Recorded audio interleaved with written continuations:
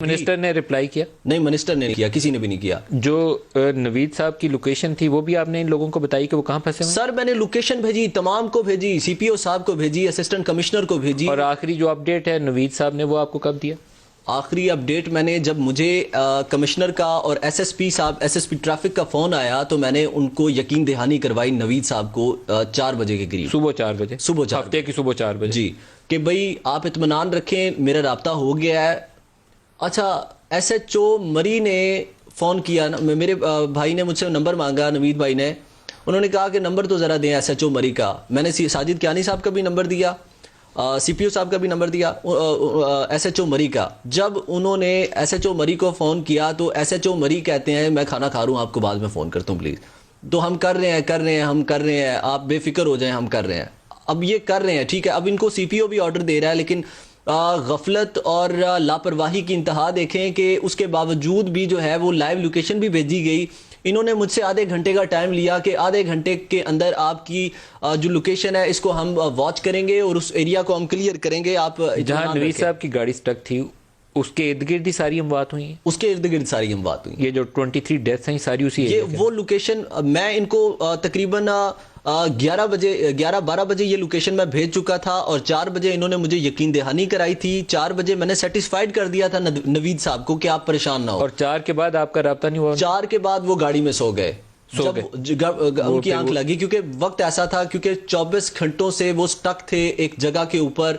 और उसके बाद लाइकली ये वही टाइम हो सकता है जिसमें उन्होंने वो गैस वगैरह कार्बन मोनोऑक्साइड इनहेल की है। हाँ, बिल्कुल। गाड़ी स्टार्ट थी उनकी? जी। गाड़ी, अब जब मेरा राब्ता हुआ तो उस टाइम मुझे ये इल्म था कि वो गाड़ी उनकी, आई थिंक सो, कि मैं इसका मुझे आइडिया। लेकिन अभी तक उनके कोई पोस्टमार्टम की रिपोर्ट या डॉक्टर्स ने उसके मुताल्लिक? नहीं सर, पोस्टमार्टम हमने करने नहीं दिया, क्योंकि वो मेरा ख्याल है कि वो जैसी वहाँ से हमें इतला मिली और हमने वो पिक्चर्स देखी, मुझे जब लास्ट राब्ता हुआ था मैंने इनको इत्मीनान का इजहार करा दिया कि आप बेफिक्र हो जाएं। असिस्टेंट कमिश्नर ने भी फ़ोन कर दिया मुझे। उसके बाद आपने दोबारा उनको कॉल करने की कोशिश की, नंबर डायल करने की कोशिश की? वो मैं आपको बताता हूँ, मैं फिर ये बताता हूँ, 1 मिनट। अच्छा, जब मैंने उनको ये कहा कि आप बेफिक्र हो जाएं, उसके बाद उन्होंने तसल्ली ले ली, वो बिल्कुल इत्मीनान का इजहार कर गए कि चलो।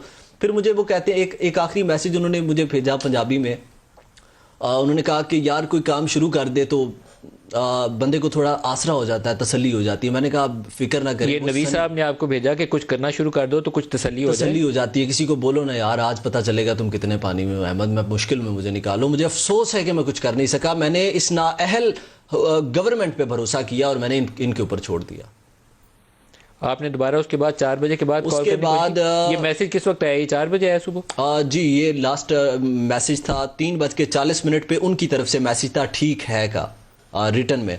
वॉइस मैसेज था 3:36 पे और 3:37 पे मैसेज था ठीक है का, यानी कि वो तसल्ली कर चुके थे। मैंने उनको बता दिया था कि आप टेंशन न लें।